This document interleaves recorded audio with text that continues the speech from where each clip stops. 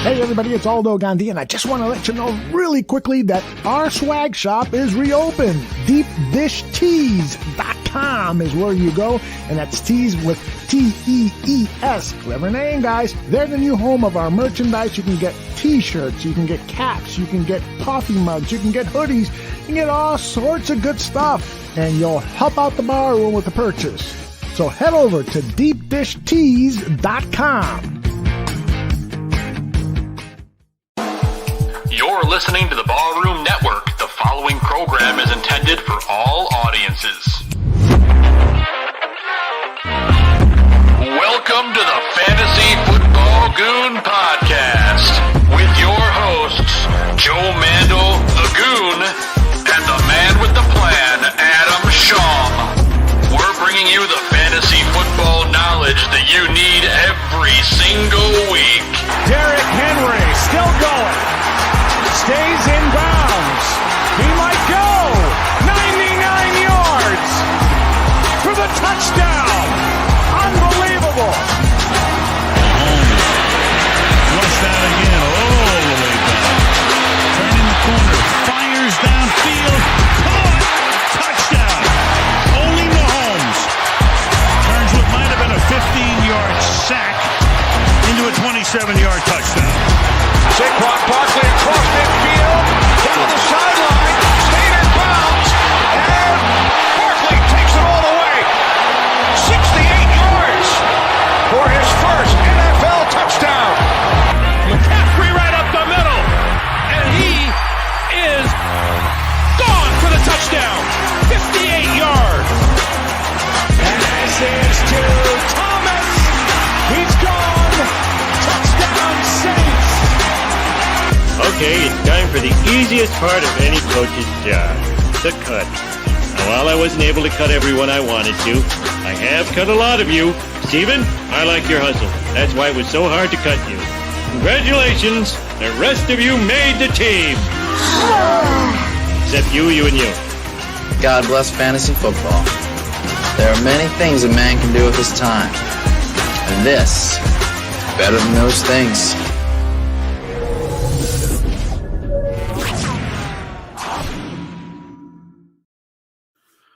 What is going on, everybody, and welcome to the Fantasy Football Goon Show.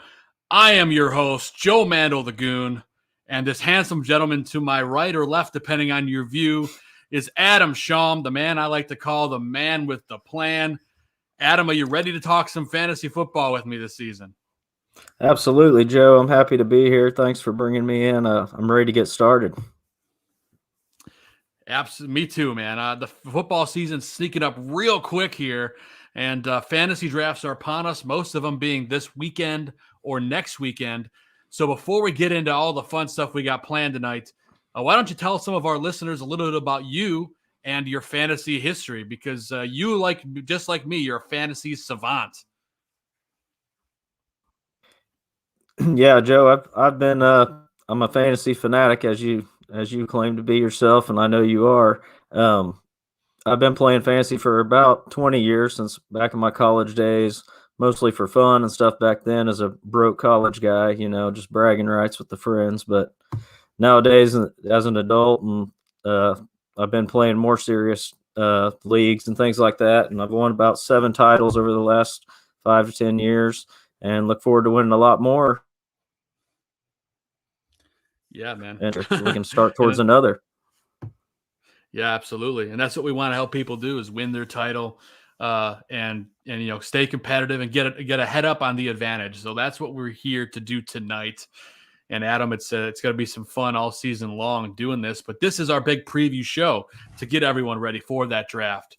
So before we get into our individual rankings and all that stuff, let's talk a little bit about draft strategy, because you see a lot of people that take different approaches, and this is a year especially that I think you and I are pretty aligned, that it's hard not to focus on running backs because they're so few and far between, especially when it comes to bell cows. And if you got a PPR league, a guy that's going to catch a lot of passes.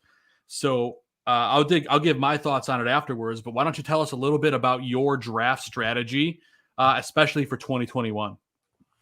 Well, as you said, the draft class, to find a true workhorse running back, it runs out fast. The pool's small leagues, it's extremely small. If you don't take one in the first round, then you're really putting yourself at risk, in my opinion. You really need to load up on these running backs early. Wide receivers always deep, where you can catch that a lot easier in the middle rounds. You don't have to have someone that's, the workhorse, so to speak. Receivers can get theirs as a little bit at a time and come out. You're going to be just fine drafting receivers late. If you wait to get the running back in the middle round, you're looking at a guy that can count on that. Yeah, and I'm kind of aligned with you there, Adam, when it comes to specifically how this is going to work, is you have running backs that are, guys you need to count on in this league. You talked about quarterback being a deep position, right? You got wide receivers that are relatively deep. We're at the point where, I've done pretty much in all my drafts, running back, the first 3 rounds. Not everyone has to do that. You could do running back, wide receiver, or running back, wide receiver, running back. But I like to lean with at least two running backs in a row, because then you're going to have that elite talent, especially if you're in a 10 or 12 man league. It gets a little tougher when you're in a 16 man or an 18 man. Adam and I are in an 18 man guillotine league, which is drafting this Sunday. So that's going to be totally, everything else is going to go out the window for that one. But we'll talk another week probably about guillotine strategy, maybe a little bit towards the end here. But at the end of the day, you got to focus on your running backs this year. There's just not enough of them to go around, and it's really tough. And we got Joseph Dominic in the chat, 18-man league. Yep, it's going to be fun. Guillotine is something different. It gives you definitely a lot to think about, but that's what we're here to help you with, and take some of those thoughts off your shoulders. And for those of you who don't know, we're going to be live every Sunday during the football season, directly after the Barfly Tailgate shows, our buddies on the Barroom Network, of course. And then we're going to take you all the way up to kickoff, so you can ask us any questions every single Sunday, and we're going to answer them all for you, whether it's here or on Twitter or on Facebook, or if you walk up to our house, Ab and I will answer all your questions. So don't hesitate when it comes to that. So like I said, focus heavy on running backs this year. I don't hate getting good wide receivers, but at the end of the day, I think your recipe to win is going heavy running back in the beginning. I've officially told everyone in all my leagues, Adam, how to beat me or go against me in my drafts. So now I have to deal with that. Luckily, I only draft against Gonzo one more time. I know he's in the chat, so we'll deal with that as it comes up. But let's dive a little bit into strength of schedule. Personally, Adam, we talked a little bit about this. Is strength of schedule something that you look at when you are, going into your season, or do you just draft best available? Strength of schedule doesn't factor in too much to me. That's something I would use mostly in case of if I'm just stuck in like a tiebreaker and I can't make up my mind between one player or the other. You might use that as your tiebreaker. Strength of schedule or their bye week could be something you look at, but it's not something I'm going to make my decision based off of whatsoever. Yeah, for sure. I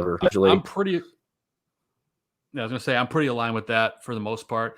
I do look at, when it comes to easiest schedule, which we're going to touch on here in a moment, easiest and hardest. But, obviously, if you have a guy that's on the hardest schedule team, if he's a stud, he's still going to be a stud. It doesn't make him catch less passes. It just makes you, think a little bit heavier about it. So with that said, let's talk a little bit about the hardest schedule for teams. And these are guys you would potentially avoid. I think of it in the back of my head, but it's not a deciding factor, like you said.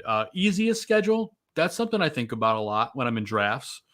Yeah, and we're getting a lot of great comments here in the chat. Our buddy Laura, he's loving this. And Vinny Parisi can't wait for guillotine. Of course not, Vinny. It's going to be a good time. And Chris Gonzalez, give us those sleepers for the running back later in the draft, like after Robinson. All things that we're going to touch on later. So that's what we call a tease here in the business, Adam. But let's dive into hardest schedule. So in rank of, everyone that's in the hardest, from hardest hard. We're going to lead off here with all these teams with really tough schedules. It leads off with the Houston Texans. They got a rough schedule. Of course, they have a quarterback crisis, arguably, right now with Deshaun Watson and everything else. Tyrod Taylor's the guy right now. Yeah, Tyrod Taylor is going to be the guy unless for whatever reason, Deshaun Watson gets, off the hook and his charges are gone or he gets traded. But I still think Taylor's the guy over there, and that could be a fantasy sleeper later in the year too. But, with this hard schedule, it's tough to recommend. Then after that, you have the Steelers with a rough schedule. Big Ben and company had that great defense as well, but, they have a tough schedule. Then you have the Raiders, the Las Vegas Raiders, whose offensive line got worse in the offseason, Adam, in my opinion. So I'm going to toss it to you real quick, put you on the spot about the Raiders. Does that schedule and, O-line getting worse worry you at all about some of these playmakers on, the Las Vegas Raiders? I'm still not used to saying that out loud, Las Vegas Raiders. Well, it definitely doesn't make me feel good about it, that's for sure. Yeah, their offensive line, I believe they traded away at least 3 starters off the line, if I remember. And, you can't just replace that overnight. As Bears fans, we will know. Right? Yeah. So, yeah, that's definitely a concern. And then, the playmakers are concerned. Anyway, they've brought in other guys that spread around more. So when you add in that tough schedule, it's really a concern to me. Yeah, so Raiders are getting a little ticked down in my rankings, and you'll see that a little bit later when we get to that aspect from me. But then you got the Cardinals, the Arizona Cardinals, of course, and, they've made some, key acquisitions, and, they've got all this talent around Kyler Murray. It's tough schedule, but they do have a lot of exciting playmakers, so it's hard to ignore that. And then, of course, you got to round out the tough schedules. You got the Cincinnati Bengals, as Joe Burrow coming back from injury, an O-line that's, decent, but then you got Joe Mixon and you got a bunch of playmakers on offense over there. Adam, this is always one of the things every single year that we end up talking about is the Cincinnati Bengals and can they be fantasy relevant? I'm curious where you land on that and if the schedule worries you at all. Well, what worries me is the offensive line for Joe Burrow, that's going to be the key to the he's coming off a pretty major knee injury here, so he's not going to be the same Joe Burrow he was even at the start of last year as a rookie right away. So when you add in a bad offensive line, it concerns me for Joe Mixon and everybody. Joe Mixon just has the workload going for him right now, I would say. But outside of that, it's a huge concern. And again, you throw in the harder schedule, it could be a rough season for Burrow and the Bengals. Yeah, I'm not particularly avoiding them, but Joe Burrow's, as you will see later, I'm not really high on Joe Burrow this year from a quarterback standpoint, but he could be a late round value. I don't mind him as much as a backup, but you're obviously not starting him unless you're in a super deep league. But Adam, let's go to the easiest schedules and all these teams here. I don't want to say a cakewalk because it's no such thing in the NFL, but statistically speaking, they have, really easy schedules. And the team here at the top of the list is the San Francisco 49ers. They have right now Jimmy G is the starter, but in the drop of a hat, Trey Lance could come in and could be a fantasy dynamo given all the talent around him. Of course, they've got, George Kittle, who's arguably, in the top 3 at tight end. Again, we'll talk on that later. And they got Deebo Samuel and, tons of weapons there. So I don't have any concerns about the 49ers. I'm drafting them all with confidence, except for obviously Jimmy G. I'm not touching him with a 10-foot pole because I don't think he's going to stick in there too much longer. But I guess time will tell there. But then the next team I got to get your thoughts on, Adam, is the Cowboys because they have a good schedule too. Second easiest in the NFL this season. So I'm just curious where you land on the Cowboys. And then a second off that, are you watching Hard Knocks yet? I'm about to start Hard Knocks. Actually, hopefully tonight after we're done here, Joe. I've got the first couple on DVR ready to go, and I'm anxious to watch them. Me too, man. Yeah. I'm really high on the Cowboys, assuming Dak Prescott Prescott's healthy. I mean, we saw in the short period of time last year with Mike McCarthy, they run a record-setting pace. I mean, the offense was on fire. CD Lamb's going to be even better this year as a second-year player. So I have no concerns about the Cowboys other than Dak Prescott's shoulder right now. Yeah, absolutely, and whatever his ankle as well, or whatever that injury was, he's going to come back into form, I think, and you'll see that in both of our rankings here a little bit later. But I love the Cowboys this season. The next easiest schedule, lo and behold, is the defending Super Bowl champs, the Tampa Bay Buccaneers. Of course, they have an elite defensive unit. They've got a killer offense with majority of them returning, which is a rarity these days in the NFL. So I'm drafting, wide receivers with confidence, especially guys like Chris Godwin. We'll talk about it later. Antonio Brown in the late rounds. But here's a little sneak peek for later. Mike Evans, he's being drafted too high, and we're gonna dive deeper into that a little bit later. Adam may or may not agree with me there, but I have a feeling he probably does. But no qualms at all about the Buccaneers. And then, Adam, I'm going to hand off the Browns to you, the next team on this list, with a relatively easy schedule. Cleveland Browns, Odell Beckham Jr., Baker Mayfield, are these guys that you can depend on in fantasy this year? Well, for fantasy football, I think you probably will be able to this year. For, NFL season, that remains. Odell Beckham is the question mark there, I would say. The offense is going to move pretty well. Baker knows how to get them up and down the field. Nick Chubb's going to be the source of the offense. They're going to run everything through him. Kareem Hunt's going to catch some balls out of the backfield. But if Odell Beckham's healthy and they can develop some chemistry with Baker Mayfield, the Cleveland Browns offense is going to be fire for fantasy football. Yeah, I agree with you. And we'll talk a little bit more about Odell later, but I think for where he's being drafted right now, I think it's a great value, and it's a high-risk, high-reward pick. So Odell could definitely rebound this year, and especially given the schedule that this team has. So that's just one thing I wanted to touch on. And the last team with the easiest schedule is the Denver Broncos. These are, there's a weird quarterback competition. There's not great quarterbacks down there. I don't love anybody really on the Broncos except for Noah Fant this year at tight end. As anyone you could really count on. Cortland Sutton could be, one of those sleeper guys too, but, them being on the easiest schedule list doesn't really make up my mind one way or the other. I do like Cortland Sutton, and I like Noah Fant. Before we move on, Adam, is there anybody else in the Broncos that piques your interest? Not really. I mean, they got a rookie running back out there, Javonte Williams, that could be a real value in drafts here in the mid to late rounds. He looks pretty good. He's going to be behind Melvin Gordon to start the season, but get a little more work and come on. And he's somebody to keep an eye on, but I'm like you. I'm not a big fan of the Broncos offense altogether. Yeah, there's only a few names like the ones we've mentioned so far that are comfortable. Jerry Jeudy, another name to potentially look at as a wide receiver 3, 2 upside. But it's all about the quarterback play. It's all about the quarterback play, and I guess we're gonna have to wait and see with Denver. So, I'm not gonna go all in just yet. I got to see a little bit more serving size there. But we've talked about strength of schedule, Adam. Let's get into talking a little bit about being commissioners of leagues, because you and I both have experience being commissioners of leagues, long-running leagues with the same members for a long point of time.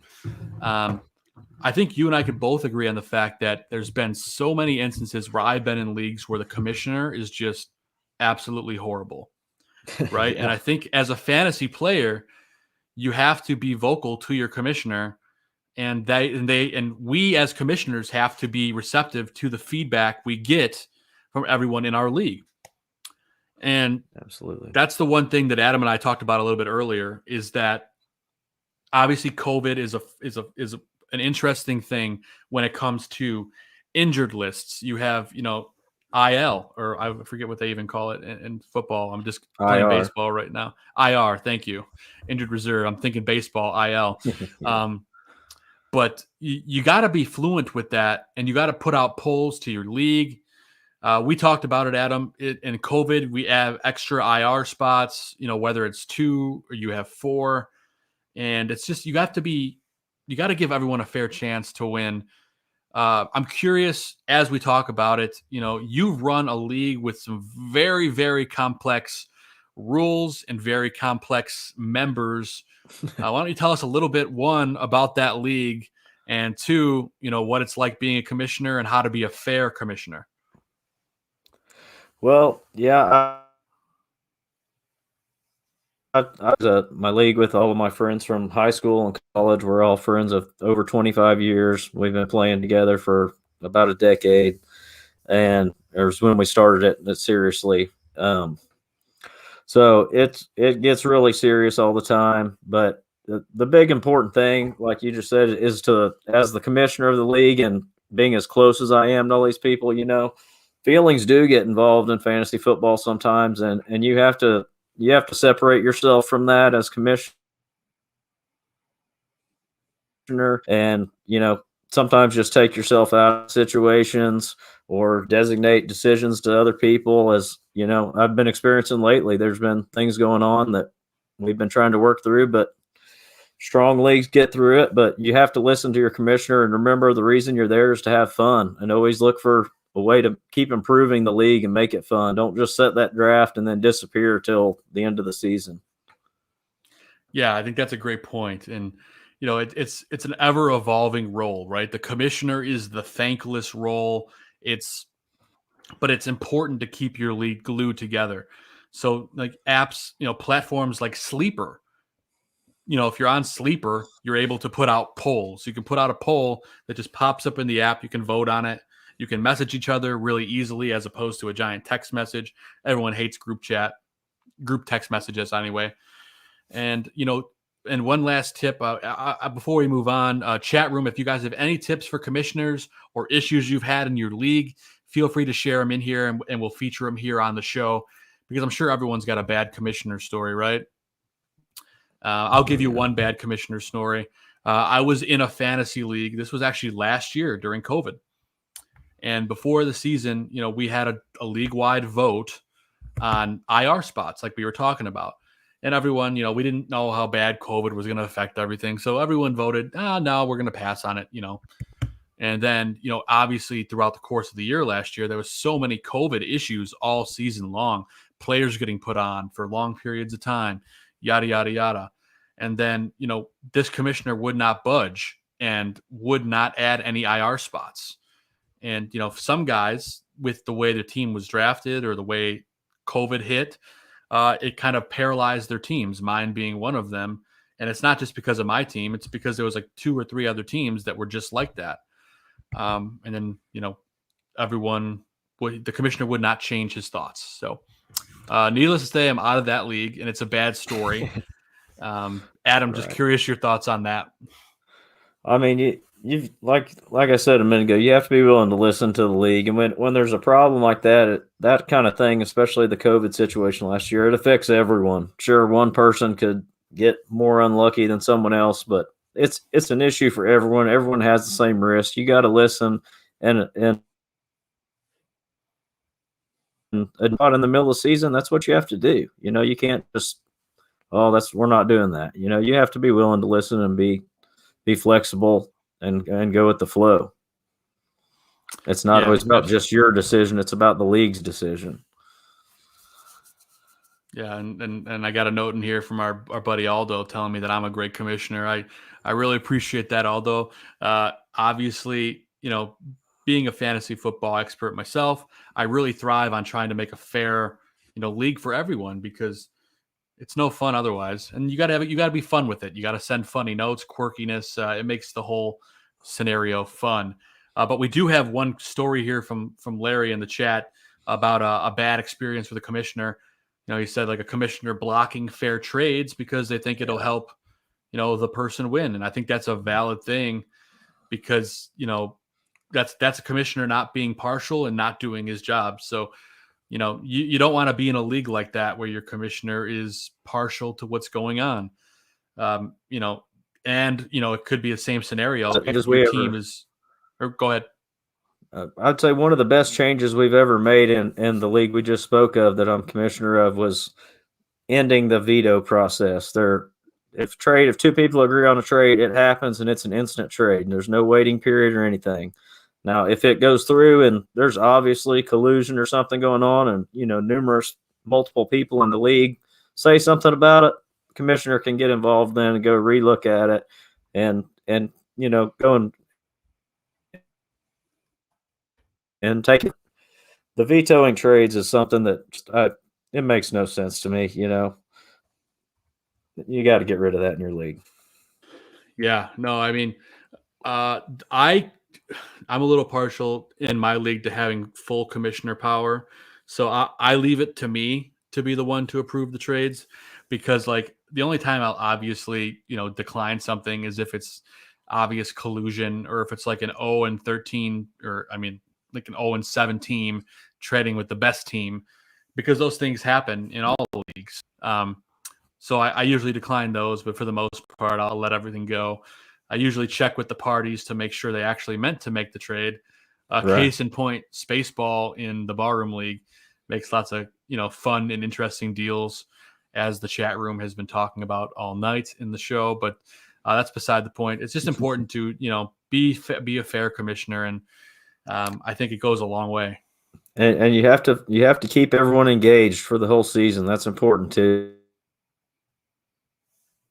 Yeah, it really is. Said might get to 0-7 or 0-8 and let them just check out and not set rosters and things like that. I find a good way to do that is to have incentives, weekly incentives, prizes, or last place punishments, or even better. It keeps everyone playing to the end, putting out effort, and it prevents, people from checking out halfway through the season because they got off to a bad start or something. Exactly. So it makes the whole thing fun, and it keeps people in check. I'm with you 150 million%. So we talked about commissioners, talked about strength of schedule and strategy. Let's get to the meat and bones now, Adam. We're going to get into our rankings. We're each going to give our rankings, and then we can talk a little bit about them. So, let's lead things off with the signal caller, the quarterback, right? And, let's take a quick look at my rankings and yours. I'll do a quick run through of mine, then I'll let you walk through yours. I got Patrick Mahomes ranked at the top. Obviously, you can't deny the guy's talent. Great weapons around him. Same thing, Josh Allen. He also uses his legs quite a bit. You could say the same about Kyler Murray, who I have at number 3. One big call out with these guys is Mahomes currently going in the first round, and you've seen Josh Allen roughly going in the second, and Kyler Murray and Dak and the rest of the guys going third and on. So I just want to point out where you can get these guys. I have Dak Prescott at number 4. I know we talked about him a little bit earlier. Just all the weapons around him, the offensive line around him, the mindset he has, and it looks like he's back fully healthy to start the year. Knock on wood on that. I'm sure I just jinxed it, but a healthy Dak Prescott could be a fantasy juggernaut. Russell Wilson I have here at number 5 because he is just the definition of steady success in fantasy football. He's been about as good as anybody over the last 5 years in fantasy, and that's what you're looking for in a signal caller for fantasy, someone that's solid, that's going to get the job done. I have Aaron Rodgers here at 6. This is a guy that, didn't do a lot of offseason work, but at the same time, he's just dominant in every aspect of the game, and he's got a bunch of, great wide receivers, and he's got a guy like Robert Tonyan to chuck down to. Love Aaron Rodgers. Justin Herbert dominated in his rookie season. I expect with all the tools that they put around him and upgrades to the offensive line, I think he's going to be an ultimate draft day steal for where he's currently going. Love what he's got. Same thing with Tom Brady. Tom's not going to throw it deep, but he is going to get it to guys quick and out of his hands, and he's got all the weapons to use. I have Lamar Jackson a little lower than most people do. I'm just not super sold on him after his down year last year. I still like him as a top 10 option because he's going to use his legs, and he's probably going to, score at least, probably account at least 2 times a game maybe once for a rushing touchdown. So I love those guys, especially in leagues that you get bonuses over 100 yards rushing. And then Ryan Tannehill's my number 10 just because he was so solid last year under the radar, and that team just got better in the offseason. So I'm going to go with Ryan Tannehill as my 10. These are all guys I would be happy to have on my squad as a starting quarterback. So, Adam, let me toss it over to you to talk a little bit through your top 10. Yeah. Okay, Joe. Pretty much the same guys here for the most part. We might have one or two different, but Patrick Mahomes obviously is the number one quarterback in fantasy football for what is this? Be the fourth straight year, I think. Like you said, all the weapons, the Andy Reid offense, just the overall talent of Patrick Mahomes is unquestioned. Kyler Murray, I've got at number 2, just ahead of Josh Allen. I think it's a super close call there. I just into that 30 touchdown passing category. And obviously we know the yardage. I think the yardage with his legs is going to be the difference over Josh Allen, where they're both going to get touchdowns, but Kyler's going to have more yardage there on the ground. Lamar Jackson, I have a lot higher than you at number 4, mostly because of the rushing. But I do think he's going to develop a little more as a passer this year finally. Last year he didn't quite take the step everybody hoped he would, but I think he's going to come around this year. And with all the rushing and the touch, top 5 for fantasy football at the end of the year. I got Aaron Rodgers at number 5.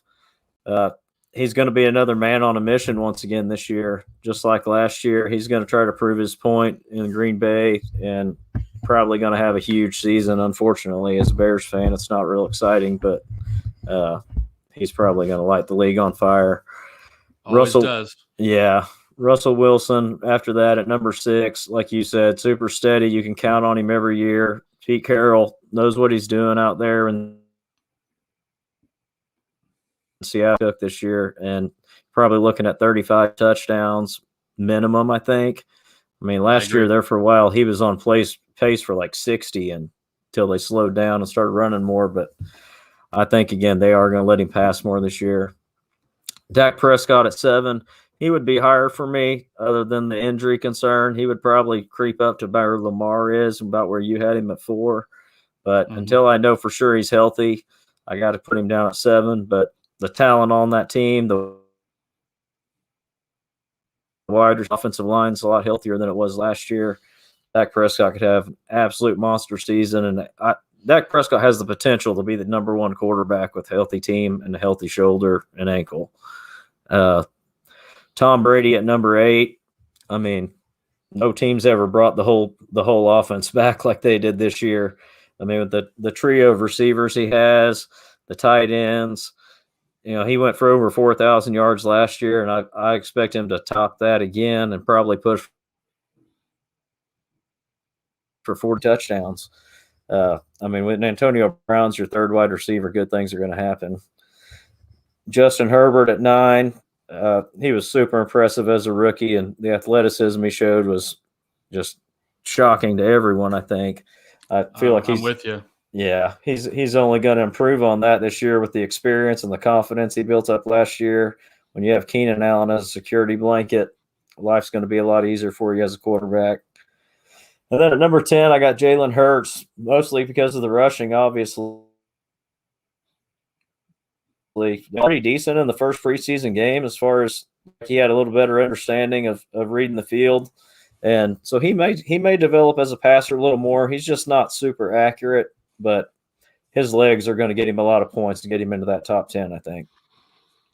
Yeah, I mean, I don't have any qualms with your list either. I have Hurts just outside my top 10, but I do think that if all things fall the right way, he could definitely be a top 10 quarterback. I see Vinny saying, bump Tom Brady way up and Dak way down on both. He loves both lists. Yeah, I mean, yeah, John Kessick with an honest question here about Matt Stafford. He's got a ton of weapons. What's up, John? Yeah, absolutely. And John's completely right. I mean, Stafford could literally be, a top 10 quarterback when all finishes. I think he's a guy you can draft later. I love him as a backup with the potential to take over a team, and then you got some really good trade bait. I got Kessick. I've got Stafford just outside my top 10. I believe I have him ranked 12. I got to double check my rankings, but I still love Stafford this year, and I agree with John. Adam, where are you landing on Matt Stafford? I think I have him at 11 in my ranks. Yeah, like John said, he's loaded. I love Cooper Kupp this year as a number 2 wide receiver for your team. Matthew Stafford, we've seen what he can do in Detroit with usually terrible play calling, usually maybe one good player at best when he had Calvin Johnson for a few years. You give him weapons like Cooper Kupp, Robert Woods, all offense. Matthew Stafford's going to light it up as long as he's healthy. Yeah, he is. And, I would imagine these guys fall just outside of these rankings, but I think he's got the potential to fall inside that top 10. And I'm just all about it, man. I think Stafford's a great value pick, and we'll get into that a little bit later as well. But that's just our breakdown for our top 10. And, obviously ask us all questions all season long, and we're going to answer them the best we can for you and get your fantasy team primed and in top shape, or get you ready for your draft, which a lot of them coming up here. But let's move on, Adam. Let's move on to our next chunk here. And what do you say we take a dive into what we talked about is the most important aspect of your draft, and that's running backs. So let's take a look at that and kind of see where we fall. So I'm going to go through my top 20. I'll do a quick run through, and then I'll highlight some of the guys I want to talk about. I got McCaffrey ranked number 1, followed by Dalvin Cook, Derrick Henry, Alvin Kamara, followed by Zeke, Austin Eckler, who I have ranked at 6, a lot higher than others for other reasons I'll get to in a minute. Jonathan Taylor I have at 7, followed by Aaron Jones, Antonio Gibson, Saquon Barkley down at 10. I know it's a bit of a hot take. Najee Harris for Pittsburgh, Nick Chubb, Chris Carson, Joe Mixon, Darrell Henderson falling at 15 for me, followed by Clyde Edwards-Helaire, J.K. Dobbins, our hometown boy David Montgomery, Miles Sanders, and then Myles Gaskin. So some of the guys I want to focus on here, I don't got to tell you guys about the 1, 2, 3, 4. These guys are all, unbelievable. I have McCaffrey at the top just because of his PPR abilities. And Derrick Henry, while he doesn't catch as many passes, I have a feeling he's going to have to catch a few more than usual this year to keep this team interesting. So I love Henry at 3. Zeke, I dropped all the way down to 5 just because the guys are just better than him in front. So I have no qualms with any of these guys on my team. A guy I have at number 6, which most people don't have ranked there, is Austin Eckler. This guy absolutely bulked up in the offseason. This, as we mentioned earlier, this Chargers team improved on the O-line. They improved offensively. I mean, they're just all around a better team, and they're going to be electric all season long. Austin Eckler is fully healthy. This is a guy that's going to absolutely dominate and could help you win your fantasy league. I believe it with every ounce of my soul. I'm high on Austin Eckler this year. Jonathan Taylor at 7. This is a guy that fell a little bit for me just because of what's going on with the Colts and their quarterback situation. I still think he's going to get the workman's load, but he's also got to fight with, Naheem Hines for PPR catches, and he's also got to fight with a healthy Marlon Mack. So that's a name that people forget about in fantasy. Could be a good sleeper this year. Aaron Jones was dominant for the Green Bay Packers last year, so that's why he's there. Antonio Gibson here, I have really high on my list at 9. This is a kid that took a big step forward last year, and this offense is just unbelievable. The talent is great, and I could see that Washington football team winning that division with all its talent and defense and all-around quality team. So I'm interested to see how that turns out. Saquon, I dropped to 10 just because of his injury. He's not going to start the year, and you don't know what that Giants team is going to be like. With that said, I have no problem taking a risk on him, towards the later end of the first round or into the second. So I love him there. I'm going to briefly touch on Najee Harris because I think this is a kid that could be the new Le'Veon Bell of old. The fantasy relevant Le'Veon Bell, catching passes, rushing for 100-yard games. I think this guy is going to be pure magic in a bottle. The 11th overall pick, and as a running back, for me, you can't go wrong. So Harris, for me, is just going to be unbelievable, and I highly expect him to be one of the top running backs, and he's going to be electric to watch all season. Nick Chubb lands where he does. I don't got to talk too much about Chubb. He's just been, very steady. I do like Chris Carson in Seattle. this is a guy that's been a workhorse back for a while, and he's got so many weapons around him, and he's going to get the opportunities. So I love him there. I've never been super high on Joe Mixon, but I do like him in that late second, early third round value to help your team with a bell cow back. His injury history is the only reason I knock him down so low. Darrell Henderson gets that nod at 15 just because, Cam Akers out for the year with the Achilles injury. Expect him to step up in a big way, especially with Matthew Stafford at the helm. And then last but not least, out of these guys, I want to highlight David Montgomery. I have him down at 18. The offensive line questions the last couple of days for the Bears are a little scary for me, but I do expect them to get him involved heavily in the passing game, and I think that's what's going to rejuvenate him fantasy-wise. So these are just a few of my top 20 guys I spotlighted, and they're all guys that you're going to want on your squad. So with that said, Adam, I could go ahead and toss it over to you if you want to walk through your top 20, and then we can compare notes afterwards. So take it away, brother. All right, Joe. Yeah, as you said, the top four are pretty much, sometimes Derrick Henry's 3, sometimes 4. I'd say I think he's the third ranked running back right now due to the volume he's going to get, as he always does. He just gets stronger as the season goes on, and outside of McCaffrey and Cook as the top 2 guys for PPR, Derrick Henry's just going to be a beast, as he always is. But Alvin Kamara is right behind him because of the receiving. I think Ezekiel Elliott's at number 5 for me. I expect a strong bounce back from him. Like we said a minute ago, the whole Cowboys offense to really step up this year.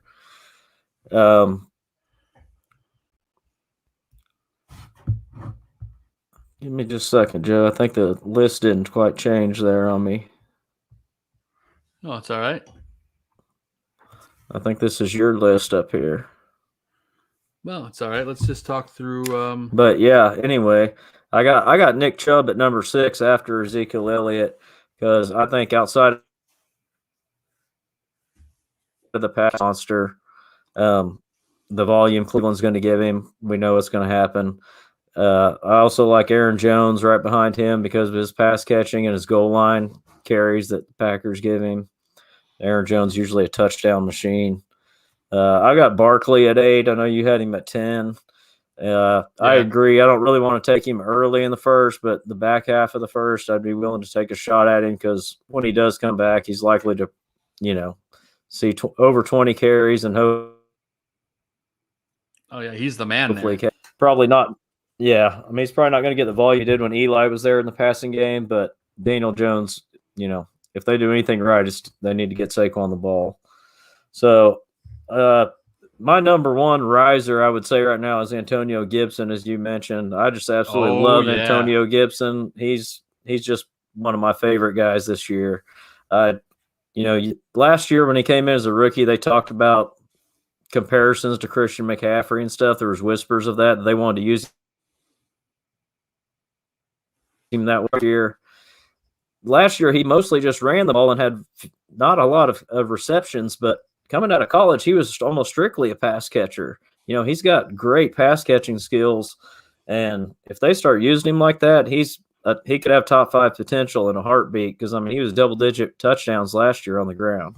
So he's one of my favorites this season and somebody I'd look to get every chance I can, especially if you can get a top pick and somehow get him with your RB2. This guy. I'm a little hesitant on Jonathan Taylor, as you mentioned, because of the competition in the backfield. I think a lot of people have forgot Marlon Mack's there, and the Colts like Marlon Mack. When he's healthy, he's actually been a pretty good quality player. And I believe Nyheim Hines is still there that they like to throw the ball to a lot. So Jonathan Taylor does have some competition. Moving down the list a little bit, a couple spots at number 12, I got Najee Harris, like you said. It could be the Le'Veon Bell thing, except this guy's even strong. He is. He's very strong. I don't think people realize Najee Harris is not far off from the size of Derrick Henry. He's 1 inch and 10 pounds smaller than Derrick Henry. Yeah, he's like 6'2", 230, and Derrick Henry's like 6'3", 240. So Najee Harris can run people over. The only concern I have so far is seeing how aggressive he's playing in the preseason already. He needs to take a chill there and Yes, he try to does. stay healthy for the season. But at the same time, you got to love seeing that out of the kid. Behind him, he's one of those guys, the volume's there, so, and the talent is as well. It just, something always seems to happen, whether it's injury, terrible offensive line play. So he's one of those guys I'm not crazy about, but with the volume and the potential of the offense, he's in the top 15 running backs. I'd like to talk about David Montgomery for a second as well. I think Montgomery showed huge pass game potential last year. And my only concern as well, they brought him in. I kind of think the Tariq Cohen days are numbered and the touches are very numbered. I didn't like that contract they signed him to. I mean, I don't think he's going anywhere, but I think his touches are going somewhere, probably to Damian Williams. So David Montgomery, I love it. If Nagy truly will give him the 20 carries he's talked about and give him the goal line work, he's going to be a solid top 15 play, I believe. And I like him. I love the run game in Seattle. That's their bread and butter. They like to set up Russell Wilson's play action to DK through Chris Carson. Darrell Henderson cracks top 20 for me at 18 due to the opportunity in that Sean McVay offense. And like you said, with Matthew Stafford at the helm now. And I'll round it out with J.K. Dobbins and Miles Sanders. J.K. Dobbins got a lot of competition in the backfield. What keeps him lower than that? I love his potential, though. Yeah, no, I do too. I think all these guys that we're talking about here, Adam, are people that you're going to see probably off the board within the first 4 rounds, I would imagine. So, that's why we talked earlier. I think you got to go at least 2 running backs in a row, and maybe 3 if you want to make sure you're loaded up, because I've been hit by injuries hard before, and when you load up on running backs, at least you have some different options. So just something to think about when you're heading into that draft room, especially in deeper leagues. You need as many as you can get. And we had a great question here from Ron Rupp now, or more of a question and comment. He thinks there is a greater risk for drafting a player who has not received the COVID vaccine. And then, do they share players' vaccination status? The league, I don't believe, is out front with that, but there are some players that are, very, very vocal about it. Cole Beasley, probably the perfect candidate when you talk about this, been very outspoken against it. But I don't have any qualms drafting Cole Beasley where he's being drafted, because, Adam, you've been in a few drafts and mocks and everything. Cole Beasley going in I've seen him go in the 14th to last round. Yeah. And if you can get Cole Beasley in that spot, he's a guy that was a top 20 wide receiver last year in PPR leagues. If you get him there, I'm taking the chance. I don't know about you. I mean, that late, why not? Most of your picks in that late, the 13th, 14th, 15th round of your drafts are kind of shots at a kicker or something like that. But yeah, like you said, Cole Beasley finishes a lot higher most years than people ever realize or ever give him credit for. And in that Buffalo offense, he's a key part of it. Yeah, so you are going to see, people all year long, dealing with COVID. It's not going to go away. But I don't think that they're really sharing everyone's status or have to. No, they don't have to. But I do know that the Atlanta Falcons were the first team in the NFL to have a fully vaccinated squad. I did hear that. So we at least know all the Atlanta Falcons are safe. So I think you're going to see that percentage throughout the course of the year. And if a team hits that 100% threshold, they're definitely going to announce it, because then they won't have to forfeit any games, with the whole COVID rules now. So just something to think about. I think, Ron, it's a great call out.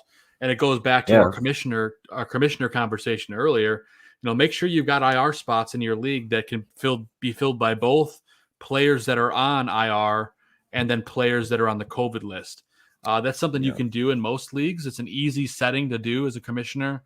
And if you don't have it, I recommend you talk to your commissioner about it. I just think, Adam, that's the future, at least for the immediate next year or two in the NFL, and we're going to have to get used to it. Unfortunately, I agree. I think you're exactly right. So, yeah, great question, Ron. I appreciate you poising that. And I guess we'll find out if they start announcing players' status, but I have a feeling that they won't. But we'll see what happens as time goes on. So those are our top 20 running backs. We did get a question here from John Kessick. No love for Josh Jacobs. And that's correct. There is not. And we're going to use this as a tease, Adam, because we are going to touch on this a little bit later. But let's just say it this way. We think he might bust out. And we're going to tell you a little bit why later. So stay tuned. That'll be towards the end of the show. But we're going to give you all our tips and tricks and why you should avoid Mr. Josh Jacobs. But let's move forward. We've talked about running backs and quarterbacks. I tipped my hand a little too quickly there, Adam. We're going to go into our wide receivers, our top 20, and we're going to go ahead and lead off with mine. Devontae Adams, Tyreek Hill, DeAndre Hopkins. These are all guys with super high, volume. They're going to be PPR machines. Calvin Ridley, the new number 1 in Atlanta. He's pretty much Matt Ryan's number 1 target. And Stephon Diggs, a guy that keeps falling in drafts for some reason. I have him at number 5. Josh Allen looks his way often, and he's dynamite. So these are guys I don't have to tell you about. DK Metcalf had a huge season last year, and I look for him to build on it. I don't know if he's going to quite have as many catches as last year, but I do think his touchdown total will probably go up. A.J. Brown was an absolute dominant force with the Tennessee Titans last year. And I expect Ryan Tannehill to keep looking his way. Number 8, I want to spotlight Scary Terry McLaurin. I think this is a guy that has the talent and the quarterback in Fitzpatrick, to be the number 1 fantasy wideout when all is said and done. He's going to get a lot of passes thrown his way, and he's going to score a lot of touchdowns. So I love Scary Terry. Don't hesitate to draft him. He's falling relatively low. I've seen him go as late as the 3rd round, Adam, which is great value for him. Where else? Justin Jefferson. This is a guy dealing with a little bit of an injury now, but should be good to go to start the season. Obviously, he burst onto the scene last year. Kirk Cousins loves him, and he's just going to keep scoring. Keenan Allen at number 10 is the definition of consistency. He's got Justin Herbert tossing him the ball. Got a great quarterback, and they're getting a great relationship. As long as he stays healthy, he stays at 10. That's why he falls that low. I love him. Allen Robinson here at number 11. What more is there to say? No matter who's throwing to him, he gets the job done, and he's going to score. That's the definition of consistency and why you want him there. I'm going to talk about number 12, Robert Woods here, because this is a guy I'm absolutely in love with this season because of Matthew Stafford and just how good of a relationship he has with him. Those two are getting close, and it's going to be a connection you hear all year long, Stafford to Woods. So keep an eye out on Bobby Trees. Great value wherever you can get him after the probably 3rd or 4th round. I don't have a problem grabbing him because he is elite in my book. CeeDee Lamb, as you mentioned earlier, Adam, is a guy that's going to see an uptick in catches. He's just an absolute dynamite wide receiver, catching quick balls over the middle from Dak. Mike Evans, for me, I have at 14. I'm kind of sleeping on Evans this year because I don't even think he's the number 1 wide receiver on the team, but I do think because of his talent level, he comes here for me at 14. But if you're going to want him on your squad, you're going to have to draft him ahead of this 14th ranking. You're probably going to have to draft him closer to where I have Terry on this list. And because of that, I'm just not comfortable drafting him there, but I do think he is a great talent. Amari Cooper I have after CeeDee Lamb just because of his injury history and the case of the dropsies he has. I still think he's elite. I'm happy taking him if he falls later into the 6th round. I just think before that, it's a little early for my liking. DJ Moore, got a new quarterback down there in Sam Darnold in Carolina. I think he's going to have a great relationship with him and constantly score PPR dynamite, everything you could ask for in a wide receiver. Then, of course, I got Adam Thielen, consistent. That's why he's there. Cooper Kupp, PPR machine, consistent as it comes. And he proved last year that he can play at an elite level even when he's injured. So I love him there. Chris Godwin rounding it out at number 19. I love where he's getting drafted very late. I've seen him, Adam, get drafted anywhere from the 6th round to the 8th round. And I think if you can get Chris Godwin there, you're arguably getting a number 1 that late in the draft. So that's where I love Chris Godwin, and I think he takes a big step forward this year. I love that value. And usually a guy that's in the top 3 at wide receiver, Julio Jones, I dropped all the way down to 20 because he's taken a few steps back. He's on a new team that has to pass the ball, between A.J. Brown, Derrick Henry.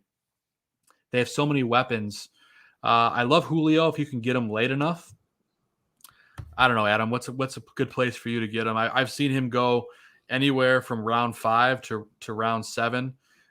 If I could get him late in the 6th or early 7th, I don't have any problem with it. I'm curious your thoughts on where Julio is currently being drafted. Yeah, like you said, that's about where I would like to get him too. Definitely no earlier than the 6th, really. Due to, let's face it, I mean, he's almost a young Julio in my opinion. And when you add in the Derrick Henry running game, Julio's going to get his targets, don't get me wrong, but, the ball's going to be spread around. They run the ball as much as anyone in the league. I don't want to overpay for him because, like you said, he's not the top 3 receiver he used to be. I believe he's 32 years old maybe at this point. Still tons of talent, still can be in the top 20 without a doubt, probably even the top 15. But, yeah, I would like to have him as my wide receiver 2 dream scenario or wide receiver 3. But, yeah, he's not going to be a top 3 round draft pick like he usually is in the past. I agree with you 100%. And, we saw my top 20, but let's dive into yours. Tell us a little bit about yours. I know our beginning of our list is very similar. Yeah. You got the big dogs up at the top. Devontae Adams, obviously, the touchdown machine, PPR machine. Him and Aaron Rodgers just look at each other and the balls. They make it look easy. Number 1. Yeah, it's just as easy as it gets. I got Stephon Diggs at number 2. I think last year was a statement year for him, getting out of Minnesota and showing that he's the man, not Adam Thielen. And to me, he is the number 2 receiver in the NFL at this point, behind Devontae Adams, and he's right on his heels. I'll say that. Tyreek Hill at number 3, due to the explosive playability, obviously. He can put up 50, 60 points and win you the week. 150 targets without a doubt out there in Atlanta with Julio gone. At number 4, I had him. Hopkins at 5. We know what he does every year. The Arizona offense is amped up. I like Metcalf down at number 8 as Russell Wilson. We know how that goes with Wilson out there in Seattle. They're going to throw the ball deep. Russell Wilson throws the best deep ball in the league. DK is going to get in the end zone. I wouldn't be surprised if we see 12 touchdowns or so out of DK this year. Top player in the league with 150 targets the last 2 years, and that's with Mitch Trubisky playing quarterback most of the time. Even with Andy Dalton, it's probably going to be the best quarterback Allen Robinson's ever had, and sky's the limit when Justin Fields gets in there. Keenan Allen rounds out my top 10. Like you said, just Mr. Consistency there. I love Terry McLaurin. He's my number 11, like you brought up. I love the whole Washington football team offense this year. Ryan Fitzpatrick's going to have them firing on all cylinders, especially to start out the year. Him and Robert Woods at 12 and 13. CeeDee Lamb in a breakout this year with Dak healthy. Robert Woods, like you said, super consistent. Pretty much the most consistent player you can have a receiver, in my opinion. He ends up on my team almost every year, and I'll do a smile on my face again this year. Let's see. Rounded out, Cooper Kupp, is an extreme value right now. I think he's a red zone target monster. With Matthew Stafford throwing the ball to him now, it's going to be even bigger. I got Deontay actually ahead of Chris Godwin, where you had Godwin. Again, mostly for the targets. I mean, Deontay Johnson last year was over 10 targets, close to 15 targets in more than half of the games last year. And he could push that 140, 150 target mark. And with they get the running game going, like we mentioned with Najee Harris, Deontay Johnson could be huge if he can hang on to the ball and not drop it like Amari Cooper. That pretty much rounds out my top 20. Yeah, I don't have them. I mean, I think for the most part, you and I are pretty locked in for who to target. And it's one of those things this year that wide receiver is so deep. And we'll talk a little bit later about some of these diamonds in the rough for people that you can get late. We do have a question here from John Kessick about wide receiver. Do you go Deontay Johnson or do you go Chase Claypool? I personally lean towards Johnson just because he's got that big play, more consistent in PPR leagues. But, if you're in a league that doesn't have PPR, half point or 0 point for catches, Claypool might have the bigger plays, the higher touchdown count at the end of the year. But I think Deontay is a little bit better in my opinion. Adam, where do you land on this, and how close are these two? In a PPR league, it's Deontay Johnson 100% to me. In a standard league, I would take Claypool actually for the touchdown capability. Deontay Johnson's going to kill teams between the 20s, and he's going to get some touchdowns, but Claypool is going to be the standard league. I'd take him, but majority of leagues, Deontay Johnson would be the pick there for me.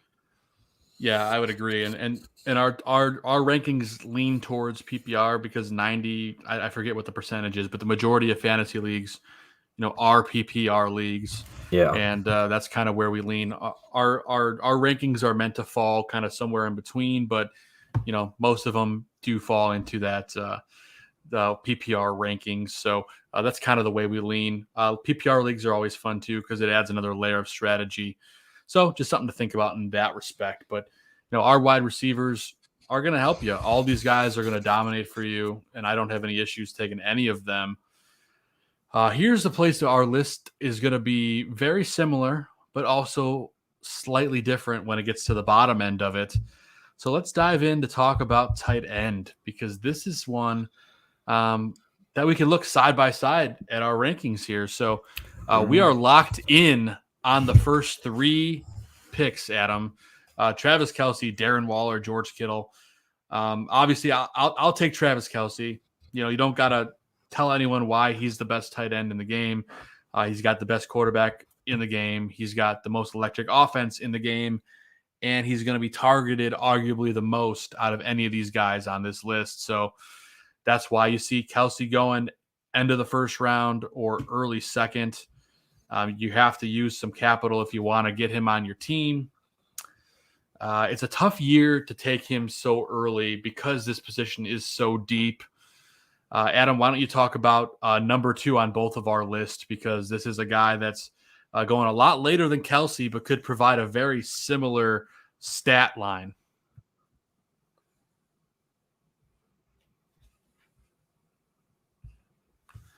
All right, I don't know if we lost Adam or not. Oh, I'm here. I lost you for a second there.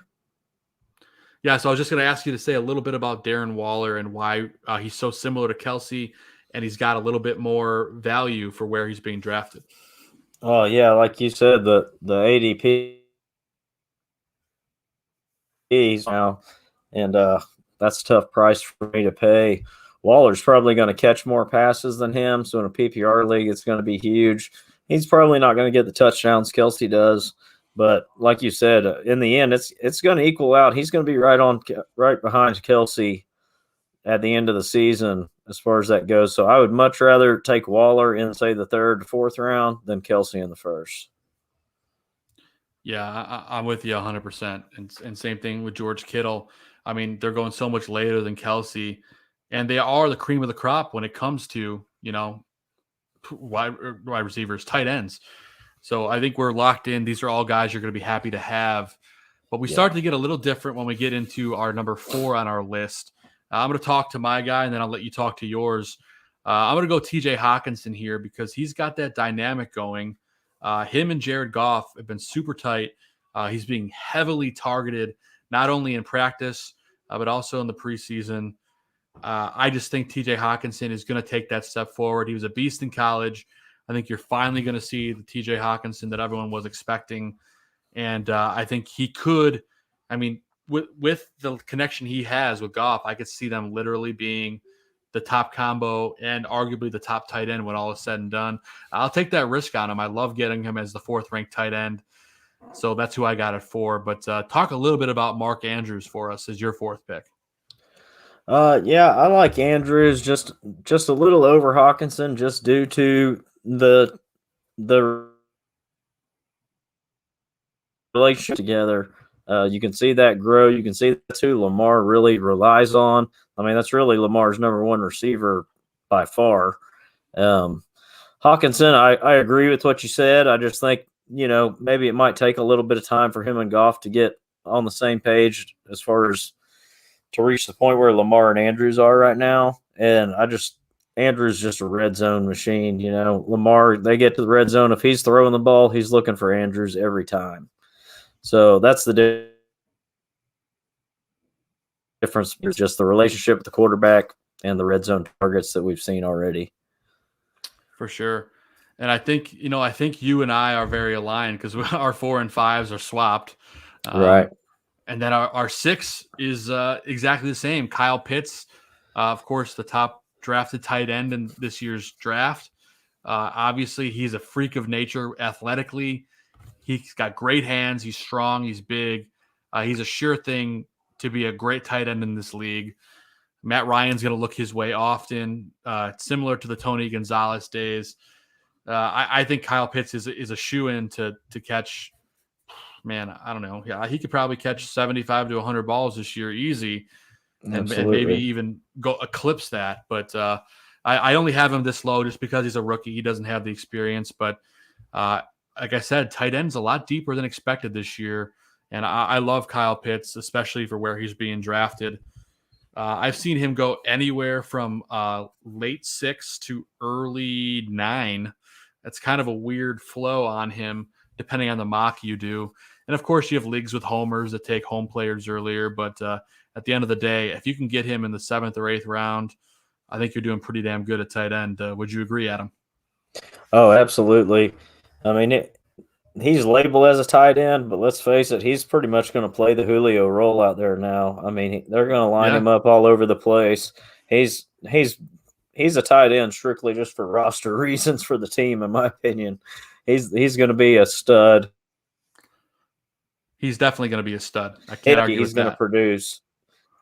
Yeah, he's going to produce this year and going into next year. I mean, if you're in a dynasty league or something, he's one of the top picks.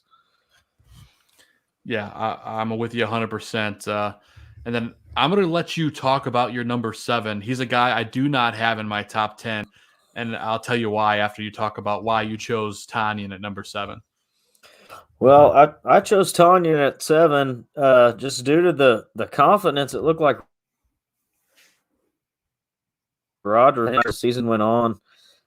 We know how good the offense is. We know Rodgers is going to probably throw 40 touchdowns minimum, I would say. And they can't all get 40 go to Devontae Adams. And behind Adams, the talent's kind of inferior, I mean, there's nobody that stands out every year, which, I mean, that's pretty much the reason Rodgers has been pissed off, So they refused to build up behind Adams. So Tanyan became his guy last year, and I think that's going to continue. I think the sheer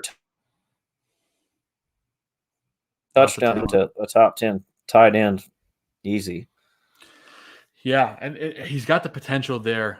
The reason I drop him out of my top 10 is just because of the fact that, he is not he had ups and downs all season last year. He had games where he went off. Then he had like 3 or 4 games where he disappeared and had like, 1 or 2 catch for like 6 or 7 points. And for a guy that you're drafting that high, which I know for tight end in the past, was not a deep position, but this year I feel it is.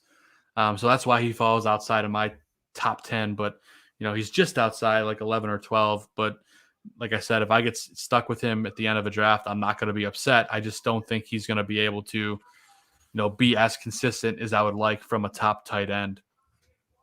So that's kind of where I fall with that. But let me go into the rest of my tight end rankings, and then you and I can, kind of discuss our bottom 3 there. But I do want to touch point that, I have at 7 Logan Thomas, and this is a guy, as we talked about the Washington football team, Fitzpatrick loves his tight end. Logan Thomas, a freak of nature, tall, big, strong, and he's proven he can do it. He was dynamite last year when he was healthy, and he's got a better quarterback now. Alex Smith looked his way often, but he wasn't 100%. Now he's going into the broadcast booth, and you got Ryan Fitzpatrick. So I think Logan Thomas is going to be one of the best values as tight end. So I put him at number 7. I know you have him at 9, so pretty close. And then you and I are both locked in at number 8 with Dallas Goedert. So Adam, tell us a little bit about what you like about him this year and the potential he has to have a great season. Well, we saw him. He really started to break out last year when he got healthy the second half of the season. He became a very strong part of the Eagles offense. I know they've got some more weapons this year, but they like to use their tight ends a lot. I know Zach Ertz is still going to be there. Goddard, I think, again, the red zone targets are going to be there. And he gets big catches, they're not 5-yarders. He was getting, good chunks of yards at a time. I like that too. So he was a guy that could get, even if he has those games where tight ends tend to give you those boom or bust games. And when he would get 3 catches, they were at least 40 or 50 yards often rather than 3 for 15 or something. So I like that about him. Yeah, and he's got that safety blanket mentality. And, Zach Ertz has taken a step back, and it's Goddard's time to shine. So I think we're both aligned with him being a top 10 option, especially at 8. And my next tight end pick here at number 9, I'm going to go with Noah Fant in Denver. We talked a little bit about the Broncos earlier, Adam, and that they're kind of a fantasy wasteland until we get a better idea of the quarterback situation. But the beautiful thing about Fant, and you saw this last year, is he is the emergency guy. He's off to the side when the quarterback's getting chased. He's the easy throw 3 yards down the field, and he's built like a wrecking ball. So he can take guys out and then take off and run down the field. So Noah Fant is a great fantasy option. I love him as a tight end 1 on your squad. And if for some reason you're lucky enough to have him as a tight end 2 or a flex, I think you're looking really good.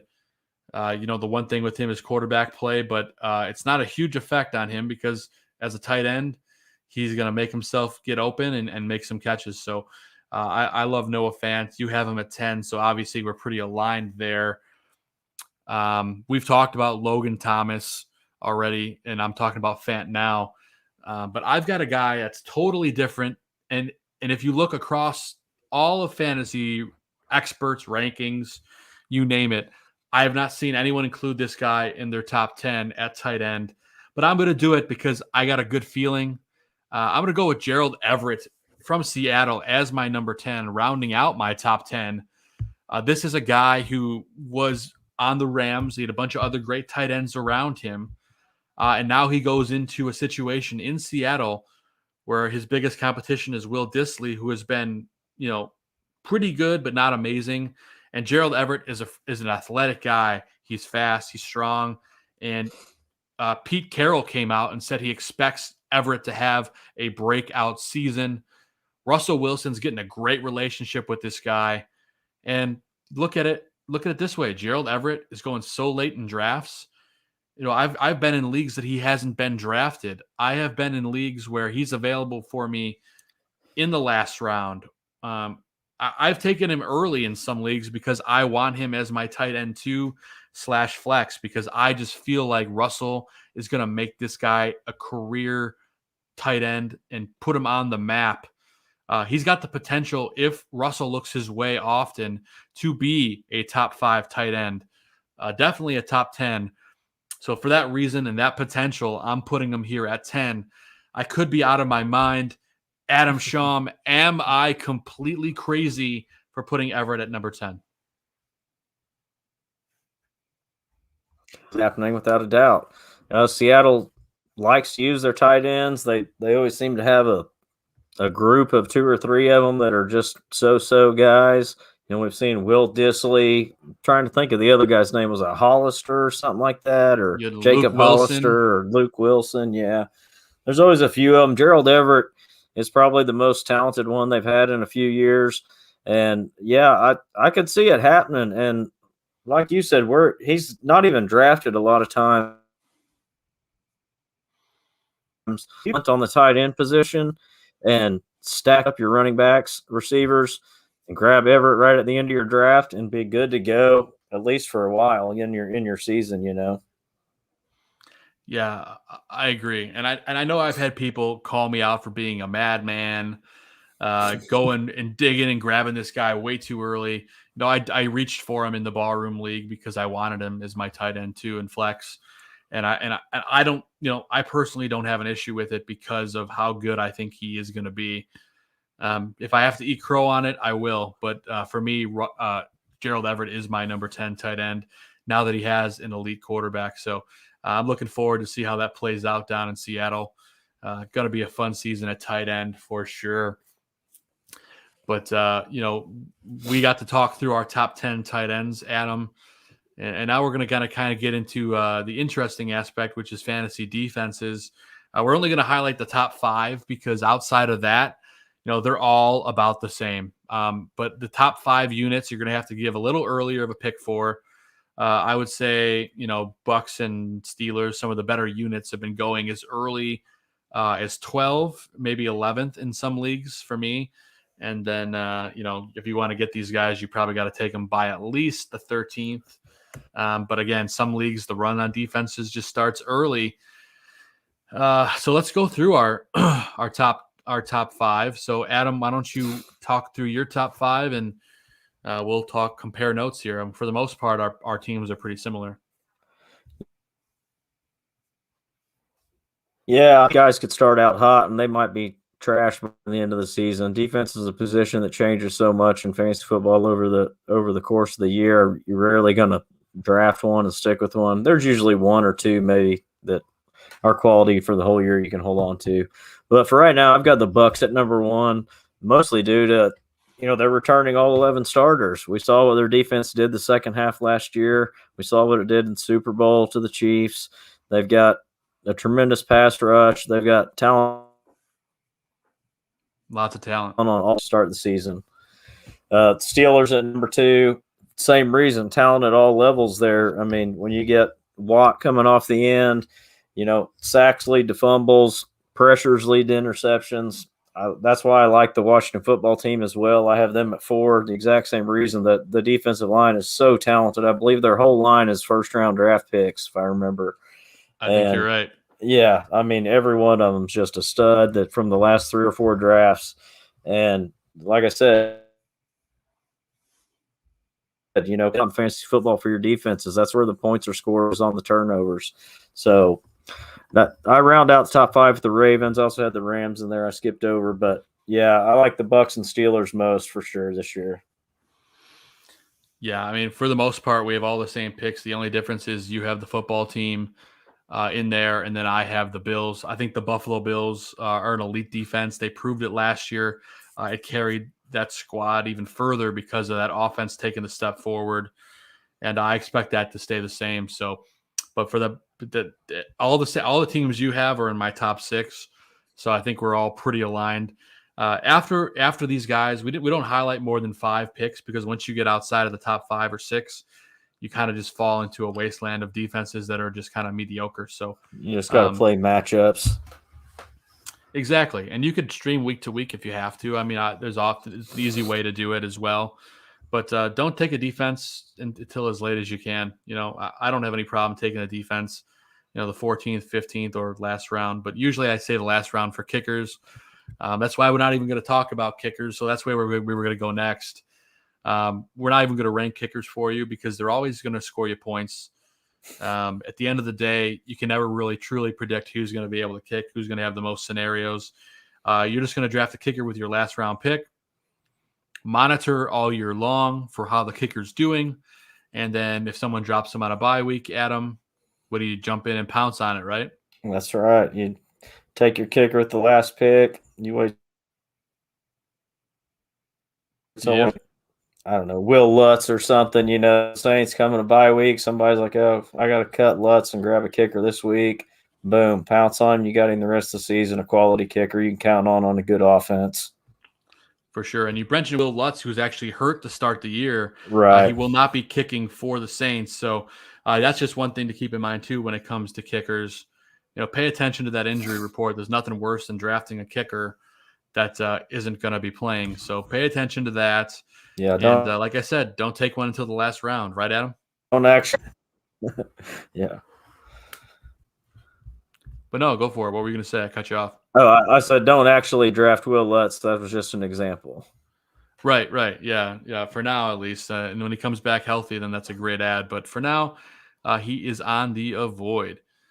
And yeah, and Aldo points out kickers are matchups, stadiums, and weather. So you look for a guy that kicks in a dome. You look for a guy that is in like warm weather conditions. Or if you're a Broncos kicker, you got that air out there. Which makes things, either good or bad depending on the wind out there. But at the end of the day, kicker is the least important position in fantasy, but they could be the one that gives you those extra point or two to clinch your victory. So, but don't take it before the last round. There's too many excellent offensive players out there. So that's the kicker portion. We're not even going to rank them because it's just, it is what it is. It's not worth it. All kickers are pretty. If they're a starting kicker in the NFL, you're pretty decent. So let's move on, though, Adam, to the diamonds in the rough. These are guys that are not on the radar for a lot of fantasy players, and they could potentially break out in a big way and be a great value. So, let's take a dive in. Why don't you talk about your guy here? This is a guy you're really high on and down in Miami. Tell us a little bit about Jalen Waddle. Yeah, Jalen Waddle, man, I love this guy. I think he's going to be a dynamic player in the NFL, and I think it's going to happen sooner than later. He's coming out of Alabama, first-round draft pick. Yep. I believe maybe sixth, actually. But yeah, he's extremely fast. He's athletic. He can make all the dynamic plays you want. The biggest thing he's got going for him, he's coming to Miami where Tua is there. They were college teammates.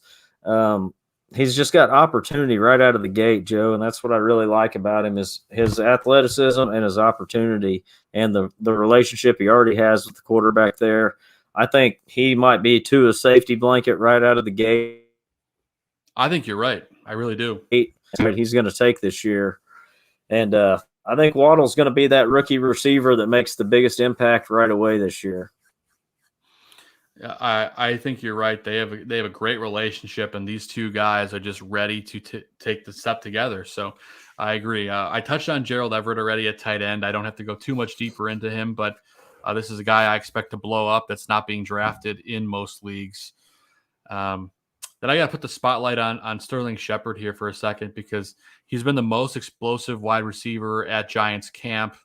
New Giants acquisition Kenny Galladay has been hampered by injury and has been not able to do next to anything at camp. And Shepard's got a great connection with Danny Dimes. So I expect Shepard to be a massive fantasy haul for guys that, in the last round or off of waivers even. Sterling Shepard is the guy that I feel like every year people forget about, and then he kind of explodes onto the scene. So Sterling Shepard for me is definitely a diamond in the rough. So I look for him to finish the year probably inside the top 30. Right now, he's not being even drafted inside the top 50. So that's great value, at least in my book. But Adam, why don't you talk a little bit about Emmanuel Sanders, because this is a guy that's kind of fallen off the radar for people. Yeah, Emmanuel Sanders has kind of – a lot of people probably don't even realize he signed in Buffalo in the offseason. He's a guy, he's in his early 30s, I believe now, but maybe even closer to mid-30s. But, I mean, he gets it done every back. He can be another one of those go-to guys on third and short, 3rd and 5. Emmanuel Sanders is going to be there to catch a quick slant and get that first down for you. He just gets it done, similar to Cole Beasley, except even more experienced and just has the veteran presence there that gives quarterbacks comfort, I believe. So I believe with Josh Allen, Emmanuel Sanders is a great late-round pick and can provide really good value as wide receiver 3-4 for your team. Yeah, he's a guy you could easily slot in the flex too Yeah. if he gets that good relationship going. And I looked it up. He is 34 years old, but Emmanuel Sanders still has that speed when he's healthy. So I think he could be a sneaky pick, especially if something happens to Cole Beasley, if he gets comes down with COVID or anything along those lines. Sanders would get a huge stock rise. So something to keep in mind. I want to highlight a player that's not on my list right now. I want to talk about another wide receiver down in at the Los Angeles Chargers. Their new draft pick, Josh Palmer, the wide receiver, has been playing lights out during camp. This is a guy that is getting a great relationship with Justin Herbert. He's been electric. He's been going off. In college, he had 90 catches in Knoxville for almost 1,500 yards. And, he's got so many studs around him out there. I think this is a guy that's going to erupt, and he's not being drafted in any leagues. I looked in Sleeper, and he's owned in 0%. I actually picked him up in the Ballroom League because I do think he's going to be one of the main pickups after week 1 of the season starting. So I'm looking at Josh Palmer. Adam, a lot of people don't even know who Josh Palmer is, but this is a guy that was drafted relatively high by the Chargers, and he's got all this talent around him. Do you think Josh Palmer could potentially become a trustworthy fantasy wide receiver? I know I took a gamble on him, but what do you think about this kid? Have you seen much out of him? Well, I haven't seen a lot of him, but I have heard that he's really looking good in camp. And the Chargers need someone like him to step up behind Keenan Allen. The loss of Hunter Henry this year, they need somebody else to step up. There's really not a big number 2 guy there. So yeah, I could see it working out by the second half of the season. He could slowly get mixed in here at the start and get his feet wet and get comfortable and develop a relationship with Herbert. So with Herbert's youth as well, they could pair well together for sure. Yeah. So he's kind of a guy that I didn't have on my list, but he's been kind of slowly growing in my brain to the point where I actually added him today. So just got a good feeling on him there. Definitely a diamond in the rough, though. So it's worth a shot for sure. Yeah, absolutely. But let's move on to our next diamond in the rough, and I'll let you speak to this one. Zach Wilson, of course, drafted highly by the New York Jets. Having good things coming out of camp. He's arguably one of the more NFL-ready arms in this draft. With a lot of talent around him on the Jets, can Zach Wilson become fantasy relevant this year, Adam? And would you trust him as a late-round pick? Well, he could. They are saying a lot of good things out of camp about him. He definitely has the potential there. The arm talent is fantastic from what I've seen out of him. I question the overall talent around him still. The whole team is pretty young. I'd be a little hesitant to want to rely, as a second quarterback, QB2, maybe even a QB3 in like a super flex or something. In a super flex, I'd love to have him on my bench in case he does get hot by the end of the season. But everything's there. If the whole team and the youth can come together, the future could be bright for the Jets with him. Yeah, I'm with you 100%. And Aldo in the chat says if Wilson has a good season, then so will Denzel Mims. And I think that's a great point.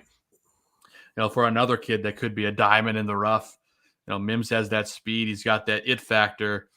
So those are 2 names to keep an eye on as well. And then Aldo also points out Darnell Mooney from the Bears could be primed for a diamond in the rough like season, growing on what he did last year, working closely with Allen Robinson. John Kessick highlighting Sermon to be a sleeper, as well as Nelson Aguilar. Adam, let me ask you about those 2 guys before we move on. Aguilar is a guy that impressed a lot of people last year, but Sermon definitely has that potential too. Sermon can play as in San Francisco. Shanahan, you just never know who's getting the ball out there. They have so many running backs. That's the only hesitation with him. But the talent is there. He played for Oklahoma for a couple of years in college, and I saw him every Saturday play, and he can carry the load. He can catch the ball. He's the whole package. It's just a matter of splitting time out there. Nelson Aguilar is going undrafted a lot from what I've seen. And with him, he had a season last year, and it kind of comes down to touchdowns for me with him. One of the receivers that we didn't mention that I like to really break out from what he did last year, which was good, would be T. Higgins. Yeah, that's another guy in the Bengals too that you can trust, especially late with a quarterback like Joe Burrow, who they've had a great connection growing between those two. So I'm with you too. That's a great diamond in the rough call out.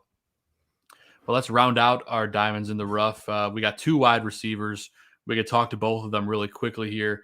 I'm going to go with Antonio Brown for the Buccaneers. I mean, he could arguably, when all things work out, now that he's got a year back in the NFL to get under his feet, he could end up being a solid number 2 wide receiver with a really high ceiling. I expect Tom to look his way early with those slant routes. Hopefully Antonio left some of the crazy at the curb and is just going to focus on football. And if that's the case, this is a great value because I've seen him go, 14th, 15th round, and you could be getting an absolute steal there. So that is by definition a diamond in the rough. And last but not least on this list, we've got Marvin Jones, Adam, and this is a guy that, he's got DJ Chark, who has never truly been ultra dominant over his years in this league. He's had a couple good seasons. He's got injury history, and now they have a generational talent, Trevor Lawrence throwing the ball. Marvin Jones has been that solid veteran his whole career. What do you think he can do in this Jacksonville offense, and how much of a steal is it to get Marvin Jones in your draft? Because he's going super late. Yeah, like you said, Marvin Jones has been consistently a good receiver for a lot of years now. He gets double-digit touchdowns multiple seasons, and that's been playing in Detroit with Stafford in and out of the lineup, and God knows who at quarterback. If Trevor Lawrence is good this year and does anything, Marvin Jones could have a really good season. He's definitely the number 1 out there. Yeah, for sure. I think Chark has a lot of physical traits and abilities. He just hasn't quite lived up to them. He's shown flashes of it, but not consistently. So if Lawrence can be decently out there and consistent, then Marvin Jones could have a pretty good season and push for 8-9 touchdowns maybe and close to 1,000 yards, I would think. Yeah, no, I'm with you too. And Marvin Jones, just someone to keep an eye on, someone that's really going to help you out. If you need wide receiver help, I expect him to be a big name on waivers after week 1 if he doesn't go drafted. But, we talked about our diamonds in the rough. Let's go to the opposite, Adam. Let's go to our do not drafts, which is what we will get towards the end of the show talking about. This is the do not draft list, and I've got a hot take here for the first one here. I'm going to go Patrick Mahomes as a do not draft. The reason why is because of where he's being drafted. Patrick Mahomes currently being drafted roughly around 12th or 11th, which is the first round or early second in most.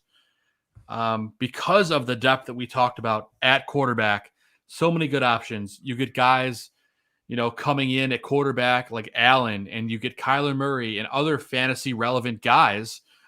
You could get a quality running back here that could help you stack your roster. The reason I'm not hating on Patrick Mahomes' talent. I'm not hating on his fantasy abilities and the people around him.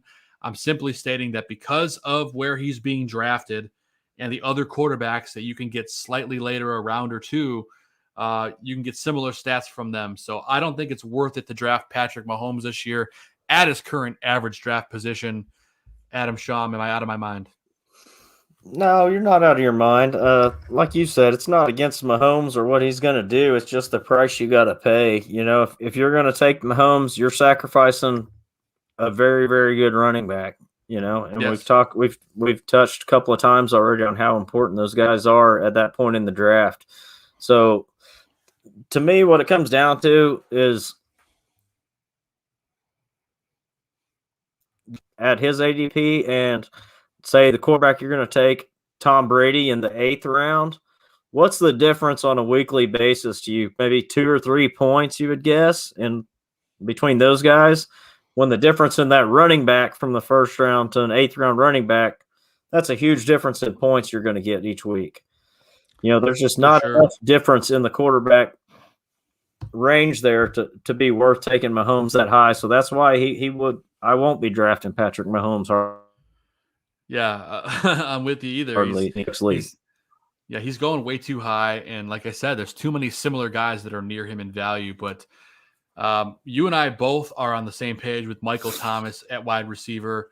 Adam, why is he a do not draft this season? Man, it seems like there's just one reason after another each day right now. Between injuries, it seems like there's conflict between him and the organization, possibly even other team. Last year he punched a teammate out. Yep. Yeah, he To did. be healthy now that something else is, I'm not healthy. This whole surgery thing coming out where it sounds like he waited 4 or 5 months for a surgery he could have had done. Something's going on with the guy. It sounds like he wants out of there. I could see him not playing 4 or 5 games this season and somehow being, sitting on the sidelines the rest of the year. So It's just not worth it to me to take that risk. Yeah, kind of like last year. They don't expect him to be back for at least a month. And then you have, Taysom Hill and Jameis Winston as your quarterbacks. It's just a little iffy. And for where he's being drafted right now, which is way too high, I've seen him go as early as the 5th or 6th round, and I think it's just too high. So I'm not willing to take it. A guy I do want to talk about is Josh Jacobs, and the reason he is on my do not draft list from Las Vegas is because of Kenyon Drake. The Las Vegas Raiders signed Kenyon Drake to be a pass-catching back, a change of pace back, all the things that made Josh Jacobs special last year.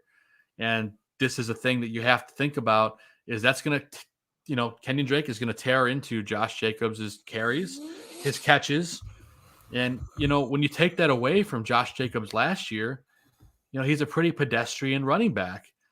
Take away the fact that their O-line has gotten worse and that they are going to have to pass the ball more. And then Kenyon Drake is going to take some of those passes from him. I put Josh Jacobs in the undraftable territory. While he may have a good game or two, I just don't think you're going to get the consistency out of him being drafted. Right now he's roughly being drafted inside the top 10. And I just don't see it happening. So that's kind of where I sit on it. Adam, are you aligned with that? Oh, yes, absolutely. There's so many concerns we spoke of earlier, the offensive line, but like you just said, the competition with Kenyon Drake is the big thing to me. John Gruden brought Kenyon Drake in there for a reason. They're going to throw the ball to Kenyon Drake, and Josh Jacobs wasn't getting a whole lot of passing work to begin with. If he's going to lose any of that, it's going to hurt bad, and you're going to rely on straight touchdowns. And so, I'm out on Josh Jacobs unless he just falls to me. It's like a 3rd running back or something. For sure. And we briefly touched on DJ Chark just because he's not able to stay healthy. And, he's got all these other guys, veterans around him, including breakout candidates like Laviska Shenault as well. So we're avoiding DJ Chark. Adam, why don't you tell us a little bit about Raheem Mostert, your thoughts on him, and kind of why he's on a do not draft list? With Mostert, it boils down to the competition again in San Francisco's backfield. We just mentioned Trey Sermon's there, Justin Wilson. They just spread the ball around so much between that and Mostert's injury history. The guy's super explosive. He's one of the fastest guys in the league, but it's like you just can never count on and feel good about putting him in your lineup and knowing like, okay, he's going to get 15 carries today and get the goal line work. Because how many they go down, he busts a 30-yard run, Justin Wilson comes in and scores a touchdown. Yep. It's like you just can't count on it. I love the player, but not on my team. Yeah, exactly. If you're in a deep league, I don't have a problem with you taking him in a super 16, 18-man league. In our guillotine league with 18 men, someone will be happy to have Mostert because he's got that boom potential. But otherwise, you're not going to be drafting him, barring injury to one of those other guys mentioned. We talked about Julio Jones earlier. Wow, we think he's going to do good. He's just not the number one target anymore. David Johnson, for me, is a do not draft because, one, he's on the Houston Texans, which that whole team is a bit of a dumpster fire right now, to put it lightly. But then they just have so much competition. I feel like they've got 4 or 5 running backs that never end. Adam, what do you think about the Texans' backfield? Is there a clear front runner, and can you trust any of them? I'm not comfortable drafting in Me either. any of them. I think Philip Lindsay's a very quality running back. He's played great in Denver the last few years, and I think it's only a matter of time before the job is his down there in Houston. But to open the season, I'm not drafting anybody because it's going to be a timeshare. I would think Johnson might get more of the passing work because he is a great pass catcher. But if I have to take one, it's Philip Lindsay. But I'd rather not have any Houston players at all on my team. Yeah, for sure. That's a wait and see situation off of waivers. So aside from the talent, we mentioned the hardest schedule. Yeah, that too. The hard schedule kind of defers you away from those guys. And then last but not least on our do not draft list, we have Evan Ingram coming in from the New York Giants. This guy has underwhelmed year after year after year, and he just cannot get it done. Nope. I just don't know what else to say about Evan Ingram anymore. Everyone's like, oh, this is his year. This is his chance. Adam Schaum, do you trust Evan Ingram? And then if you don't, which I'm sure you don't, tell me why. I don't know how you can trust him. You just said it. It's year after year after year. You get built up about Evan Ingram this. Oh, he's going to catch 80 balls this year. This is the year Evan Ingram breaks out. I don't think he's ever had more than 3 touchdowns in a season. He's never caught more than 50 or 60 balls. It's like no matter what the Giants do, Evan Ingram's not part of it, it seems like. So I'm with you, man. He's a scary player in fantasy. I think with all the hands that they got to feed out there, plus you've got veteran running backs, you got Saquon, you've got Devontae Booker. You got the list goes on and on with guys. Galladay now. They added Galladay. Yeah, when he eventually comes back healthy, hopefully. But yeah, at the point that I just don't think Ingram is trustable at this point, and Danny Dimes is going to be looking for some of his newer, fancier targets.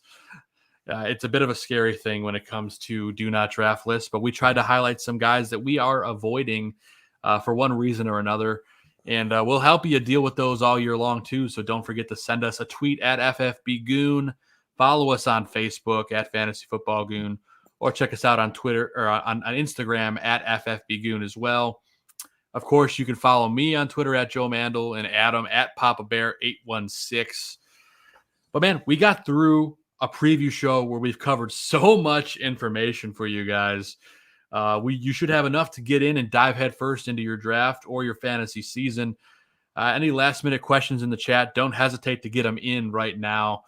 But we're going to start wrapping things up here. But before we do, I want to give a massive thank you to my new co-host, Adam Schaum. You've been, great to work with, and I'm looking forward to talking fantasy with you all season, man. And before we get out of here, why don't you give us a few shout-outs and words of encouragement, and then we'll see everybody else the first Sunday in football season. Yeah, I just want to say thank you to you, Joe, for having me, inviting me into the show. I've really enjoyed it tonight and look forward to the season ahead of us. I'm really excited for football to get started here. I just want to give a shout out to my wife and my family, most of all, for supporting me and giving me the chance to do this and the time to get away and do something I'm love and I'm passionate about. And I just greatly appreciate the opportunity provided by you and Aldo in the bar room, and look forward to working with them. Yeah, man, look forward to working with you all year too. It's been a pleasure. And don't forget, guys, to tune in to the Mike North Advantage tomorrow morning on the Barroom Network. 9 a.m. You always get an hour of fun with Mike and Aldo. You're going to get the gambling tips. You're going to get sports talk. You're going to get everything that you possibly want. And then, of course, Thursdays at 2 o'clock Central Time. You get Crosstown Crosstalk with our boys Vinny Parisi and Joey Parisi, the brothers talking Chicago baseball, both Sox, Cubs, and the rest of the league. So you do not want to miss that tomorrow afternoon on the Barroom Network. And you get a full day. You get Mike North in the morning, Joey and Vinny in the afternoon. It's going to be a fun day, so don't miss it. And then be sure to head over to our swag shop. You can buy a t-shirt for any of the great shows here on the Barroom Network. You can head over to deepdishtees.com/barroom, and that's where you're going to be able to go and buy a fantasy football goon shirt. South Burb Sitmen, Dan and Aldo, Bare Their Souls, and Buffon 55, Barfly Tailgate, all the great shows in the network, Mike North Advantage. You can get everything you need there, and it helps support us and keep us doing what we're doing on a daily basis. So again, I'm just going to shout out my wife and my dog Maverick. I love you guys. And everyone that tuned in tonight in the chat room, we love you with all our hearts. We appreciate you for tuning in and trusting us to give you fantasy advice all year long.